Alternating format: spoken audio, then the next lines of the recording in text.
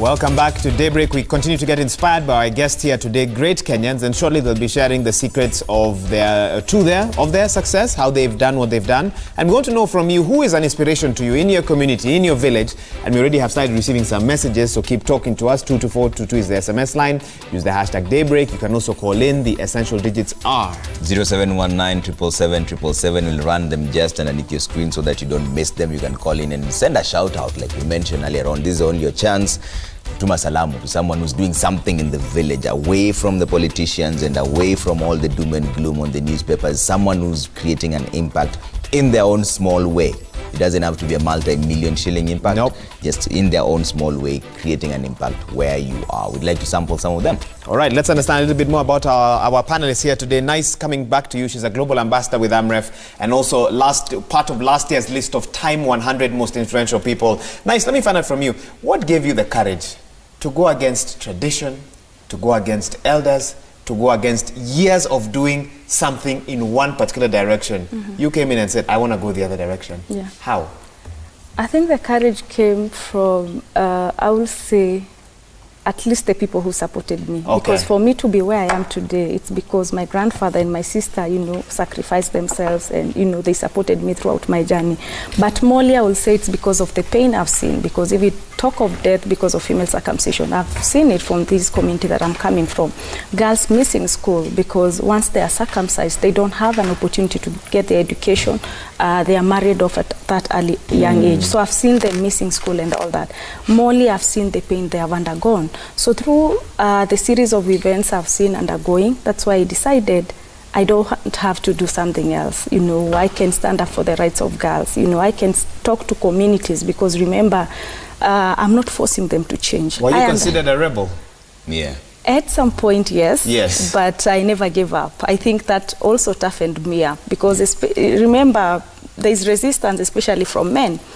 Remember, girls are circumcised because there are men who are waiting to marry them. So if they're in school, it means that their marriage will be delayed.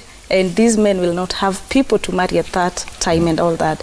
But I think in my work, I don't just talk to women and girls. I involve men. I make sure that they understand where we're saying that the cut is wrong. Why do we need to keep our girls in school the same way we are keeping boys?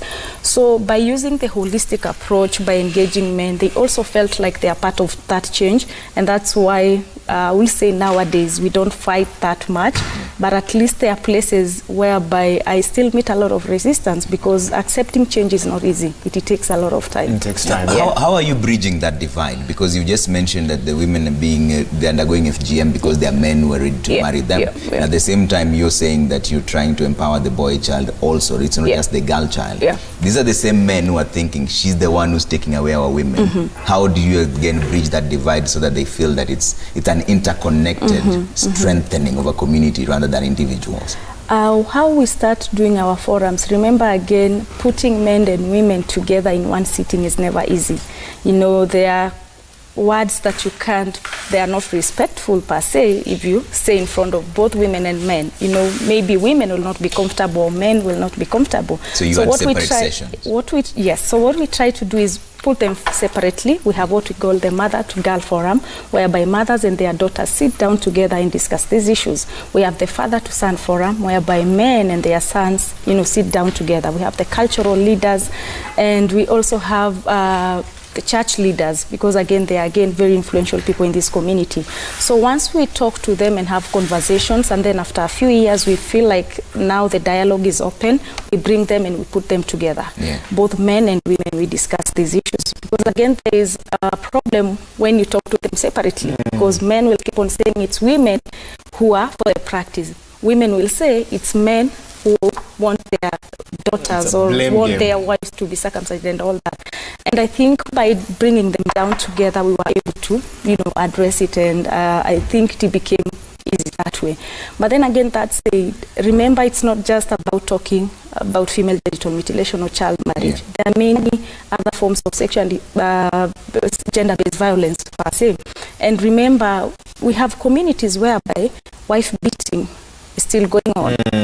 If you don't beat your wife, it's like you don't love her and all that. What does that tell you? It means that we don't have to wait for the younger boys to be grown men for us to start talking to them, because remember, their fathers are their role models. So there is an importance of starting to talk to them from that young age, so that they understand that these are their sisters, these are their friends. They need to protect them, because in this community, again, we cannot assume the position of male leadership. They make all the decision. They decide. What if these boys are empowered to save their sisters, to tell their parents, it's not okay for my sister to be circumcised. It's not okay for my sister to be married at that early young age. And in future, again, they'll be fathers, they'll be having daughters, they'll be married to these women. Yes. So what it means that it's important for us to raise these boys when they understand that we are not just women, we're human beings, and we need to be treated the same. Okay, yeah. I'll be coming back to you to get an idea of your future plans. But Muthiora, let me come back to you. 2017, you made a bold move. Some would say almost foolish. You decided to, take part in politics in Kenya, which already is a bold move in itself, bearing in mind the nature of our politics. But you decided to become someone's running mate. When you think back about that time, what are your reflections? Do you laugh and think, what was I thinking? Now that hindsight is 2020. 2020.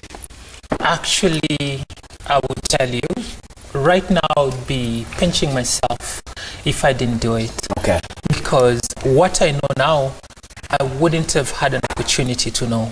Oftentimes, we citizens sit back and imagine that our leaders have all the solutions that we need. Yes.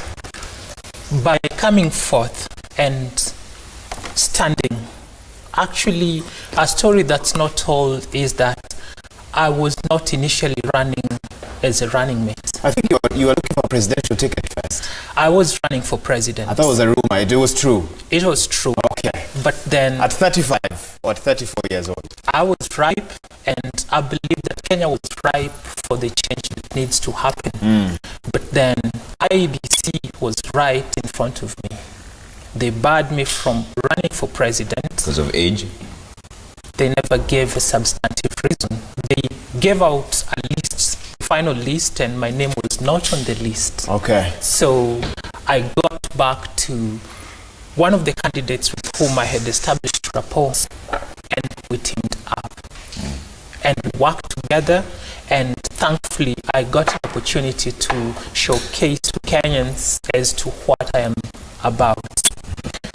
Now, as I was saying, having run in that election, having sat across the table with the people who make the decisions that run this nation, I realized that we as citizens should become conscious of the fact that we delegate our power to people who sometimes do not exactly know what they are doing.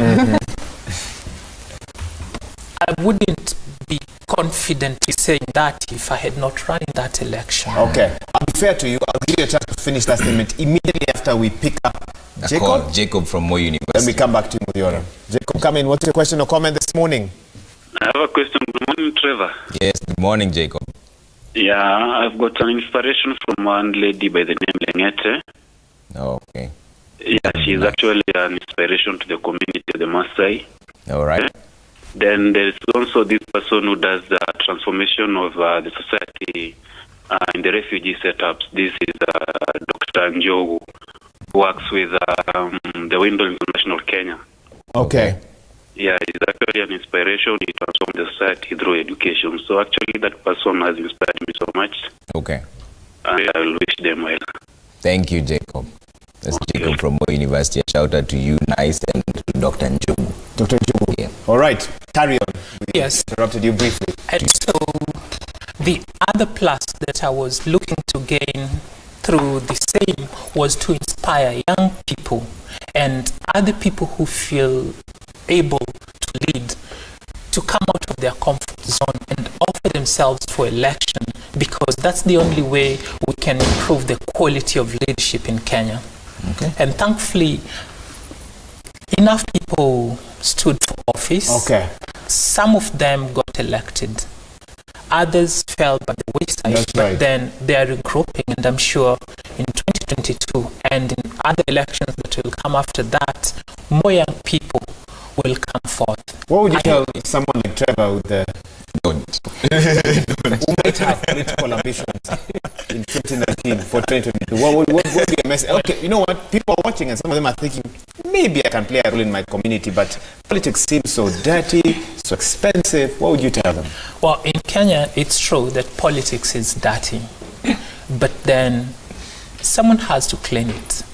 And it can't be the same dirty people playing it right now, which means if we want hygiene, then the clean people who are out there must come into this space and bring that hygiene that's so much required.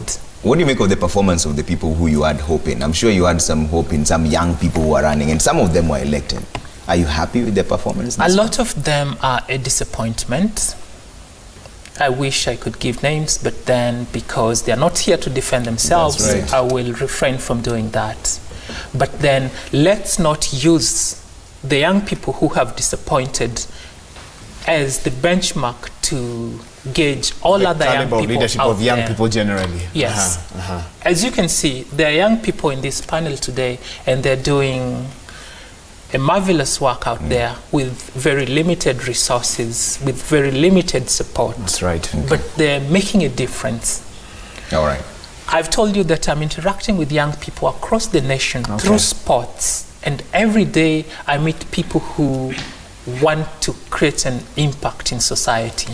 And as I help them connect with their purpose and know what their civic duty is and their role in society is, I believe that as a nation, the sky is not even the limit. All right, we can do so much more. There's another caller we have online, Raphael from Kwale. Raphael, good morning. Who inspires you in Kwale? Good morning. Morning. Yes, I think one of the best debates we have in this country is such a kind of debate when I wake up in the morning and we are seeing the reality of the nation.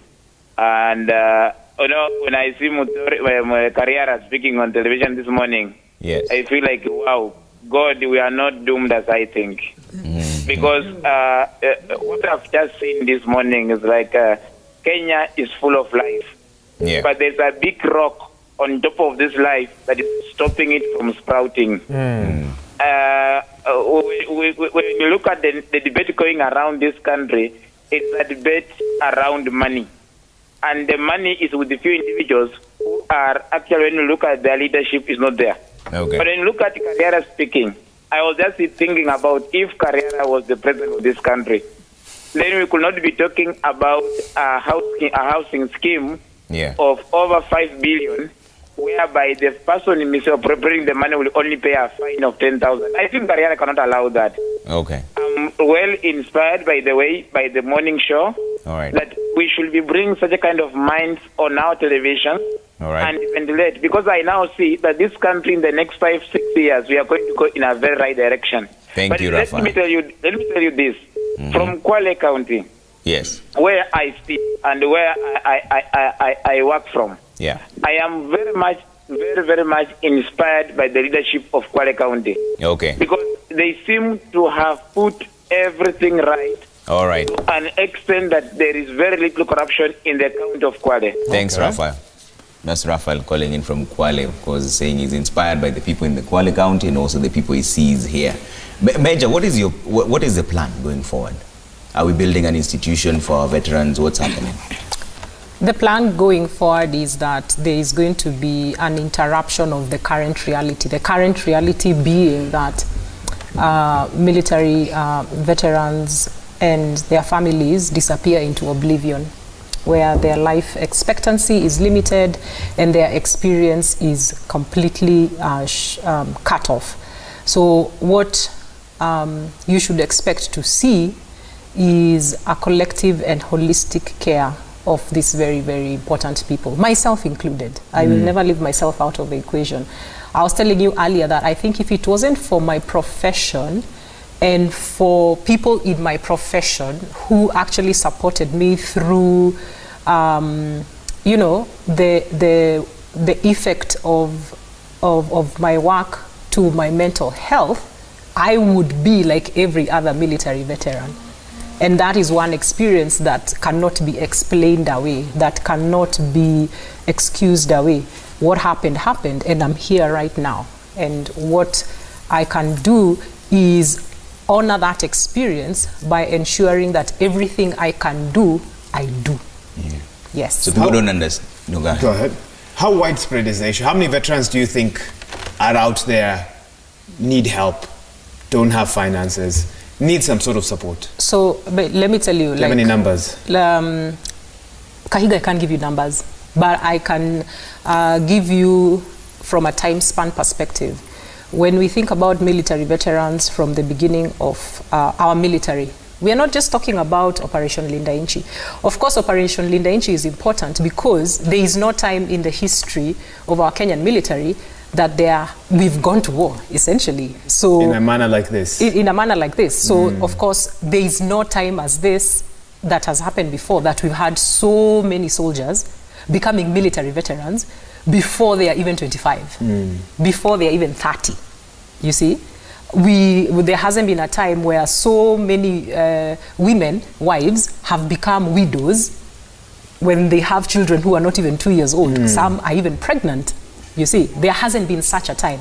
But military veterans have been in existence as old as our military is. And they've just been small pockets, and people just tolerate it, people suffer through it, and people just say, you know, c'est la vie. That is life. Okay, Douglas, even as Douglas comes in, Douglas, what's the future now for you? How do you top what you've been through in 2018 and still continue to help people as you have? At the moment, we have received support from GFC and we're expanding. So we'll have a really nice space where with state-of-art computers and everything. And so we this year, that's what we'll be concentrating with, ensuring that more young men and women they have their skills for sustainable livelihood. So that's our major goal for this year. Major goal for this year. You're not the first Kenyan to receive donor funding. You're not the first Kenyan to win awards. But sometimes a sad narrative comes in, the issue of accountability. Someone who started a project like this one with a lot of lofty goals, but once the dollars and the pounds start coming in, man, tracing that money becomes an issue. You become a Kenyan. You become a Kenyan. Oh, that's a very sad expression. Hard way to think. But so what are you doing to ensure that 5 or 10 years from now, the name of Oasis Mathare still is as powerful as it is right now? First of all, let me say that I started Oasis Mathare. Actually, I use my savings to up to even before receiving the award and support.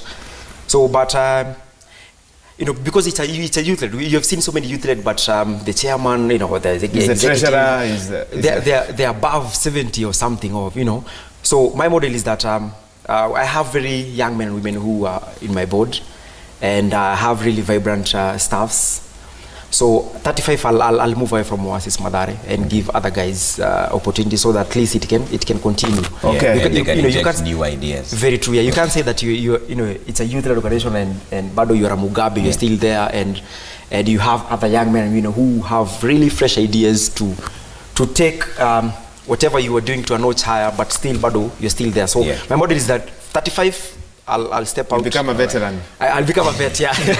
I'll become a veteran. All right, we are running out of time here, but I want to give you guys 30 seconds each to just give a final thought and maybe just one line of what people should do out there, an inspiration of some sorts. We start with you, 30 seconds, already at 25 seconds now. Yeah, my inspiration is start small and think big. And just start small and think big, and you never know what will while starting Oasis Mathare, it was not in my idea that it was never in my thought that I'll receive some recognition, some support. I was doing it willingly. Actually, I was doing it. I was really angry to have this change that I want. All right. Start small, think big. Major. I think 30 seconds. Yeah. 25. Don't be afraid to clear the bush, even if you're the first one. Okay. Don't be afraid that you don't know the end of that story. Ground yourself in spirituality, because at the end of the day, that's the only thing that will support and stand for you, as everybody else tells you to conform, everybody else calls you crazy, everybody else calls you idle. And just move forward every day with gratitude. Okay. Yes. Don't be afraid to clear the bush when you're the first. That means don't follow the beaten path. Create your own path. Even if there's a bush. Yes. Absolutely. All right. Awesome. Muthiora. It always seems impossible until it's done.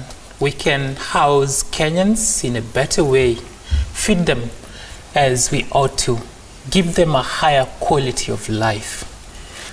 But currently, the people miss advising the government and the president. I'm praying for them to do a better job. Okay. On this levy about housing, it's a scheme where the tagline should read, "We'll take your money and run." My goodness. That's what you believe? Okay. Okay. But is that your parting shot? Oh my God. Is that your mode of inspiration? My inspiration bit is, as I said before, find your purpose. Yeah. Live true to it. Kenya is a great country. We are doing great things. Do that which you can wherever you are. Okay. Okay. That's a better one. Find the purpose and live. But he sent a message nevertheless out there. There is a lot of dissatisfaction with the housing levy fund. Nice. Yeah. We can all make change in different ways. I always tell people you don't need an office or, you know, funds from donors and all that for you to make change in your communities. But you can always start small by doing any cause that you believe in. And lastly, also, I think I would urge people to really get involved on their work. Now we need to really give a lot of focus on female genital mutilation issues and child marriage, because right now with the constitution we have a lot of cross-border, Kenya, Tanzania, Ethiopia and Kenya and all that. So I think what we've been lacking again is political support. So I urge all politicians, don't really be afraid of speaking about it, because I know they are always scared of losing votes. It's a cultural issue and all that. But I think if they don't speak about it, who else will do so? Who else will do so? Yeah. Would you ever be a politician yourself one day? Future plans, I don't know. Now I'm really focused on working on my book, but also putting up a leadership academy for the girls called A Nice Place, that will be really nurturing younger girls, mentoring them on leadership skills, you know, economic empowerment for the women and girls. But you never know, maybe in future, I don't know. You might join. You know, it's a retirement plan. A nice place. In Kenya, it's a retirement plan. When you're 70 or when you're 70 or 60. And then after that, you can die freely. And of course, you in 2022, I can only imagine. Muthiora, are you running? Well, in 2022, depending on my campaign at this moment to try and change the mindset of Kenyans, if God sees us till then, I will make a decision. But what I'm urging young people is to invade the parties and ensure that they change status quo, so these parties do not belong to individuals. Okay. Kenya is a great nation. We have great leaders. They mean well, but we have to hold them to account. Hold them to account. Thank you. We have some SMSs and tweets. Let's put them up on the screen now. Before we wrap up, 22422, of course, the first one is there. Commend our ardent viewer. Okay, he says, I draw lots of inspiration from some young trainers I work with who, despite the challenges they go through, because of the nature of their employment, still find the heart to wake up every morning and do their job anyway. Even when many of our leaders continue looting our economy, these young people are blinded by hope. Kudos, guys. All right. Hats off to them, by the way. They wake up every morning and work despite the gloom and doom headlines. Kinyanjui. Daybreak, don't forget Susan Achieng from Madare of Inua Kike, who takes disadvantaged girls back to school. Learned about her through the media. Okay, wonderful, wonderful. Thank you. Shout out to Susan Achieng as well. Still have more SMSs coming through. Alvin Musamali from BGM. Bungoma. Thank you, Trevor, for that. Another person who has inspired me is my mom, who worked hard as a laborer in a local factory to ensure we were properly educated. I celebrate you, Mom. Okay, that personal touch. Thank you. Samali's mom, shout out to you as well. And we have David Juma. Pastor Moses Omondi started Echoes of Mercy Mission with a school where he supports the vulnerable children and pay their high school fees. He started Widows Voices that provides both food and housing to over 300 widows. Echoes of Mercy Church is really impacting lives. Shout out there to Pastor Moses Omondi. Okay, I think last SMS before we get into tweets. Don't give us your name, but to say we have the Nubian Rights Forum, which empowers the marginalized minorities with challenges in ID cards, passports in Chapter 3 of the Constitution, based in Libra, led by Kibra. Yes. Thank you. Led by Shafi, who's a petitioner in the NIMS as well. Okay. Okay. Thank you. Standing up for the rights of others. Absolutely. Now let's check out your tweets. Amos Papa says life has value so long as one attributes value to the life of others. That's a nice way of putting it. By means of love, friendship, indignation and compassion the way Nice Nylante is doing to our Maasai community. Congratulations to her. All right. She has had it live in studio. Yes. Okay, another tweet. Omino Joseph. It's sad that our heroes and veterans, late and alive, are not being honored well. We are enjoying the fruits of their hard work. Let's be compassionate. You have a picture. Okay, let's see that attached photo. There's a picture there coming through. That's a picture from way back in time. Yeah. Trying to quite understand the connection with that. Still not getting it very well. Okay, All right, and that's this text, the tweet from Omino Joseph. Let's see another one. Jonte. Today I want to big up the one and only activist in Kenya. Is an inspiration to many and always there for Wanjiku when the government hits Wanjiku under the belt. Okia Omtata. He was here sometimes back. He was here the number one late last week. Yes. The defender of Wanjiku when the government hits under the belt. Can I say thank you to you guys as well? Thank you. Thank you to you guys as well for changing the narratives. Maybe I'm going to start watching TV because the truth is Citizen TV. Yes, there are a lot of Kenyans who are doing amazing things. Get on your bike, I always say. Travel around. Kenyans will amaze you. Walk out into places you usually wouldn't go if you're driving. Kenyans will amaze you. So this isn't the only thing about I don't Kenya. believe that it is, and that's why I don't bother. Because I know the story out there is different. Yeah, everybody has to find their true north. Find your true north. Find your true north. All right, time for that break now. Yes. Willis Raburu and Zinzi need to usher us into the next session. So we are merging in the Level Up Friday in the breakfast tips. That's right. So there'll be a lot of music, a lot of breakfast, a lot of eating. We do the eating mostly. Are you welcome? And others dance. And yes, you are welcome. You are welcome. And you at home are also welcome. If you can make it in time. Depending on where you are. Welcome via SMS or 22422 or social media. We'll be right back.